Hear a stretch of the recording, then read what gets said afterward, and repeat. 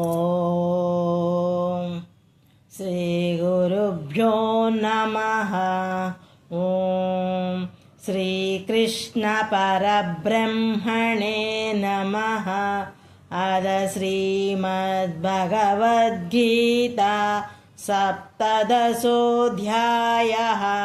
శ్రద్ధాత్రయ విభాగయోగః. శ్రద్ధ 3 విధములుగా ఉండును.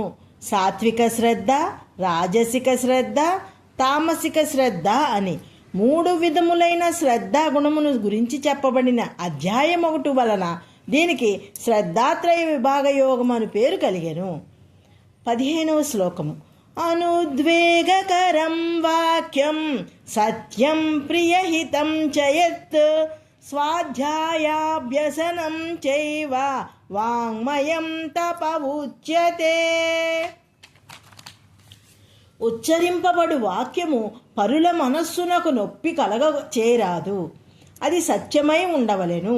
సత్యవాక్ అయినప్పటికీ దానిని పరుషముగా అప్రియముగా పలుకరాదు. ఇతరులకు ప్రియముగా హితముగా పలుకవలెను. స్వాధ్యాయమును లెస్సగా అభ్యాసము చేయవలెను.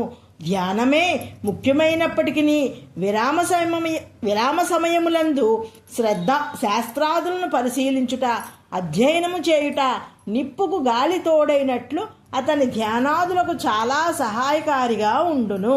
సత్యవాక్కు చేత వాక్శుద్ధి కలుగును. దీనినే వాచిక తపస్సు అని చెప్పవడును. వాచిక తపస్సు, మానసిక తపస్సు, సాత్విక తపస్సు చేయవలెను. ఓం తత్సత్.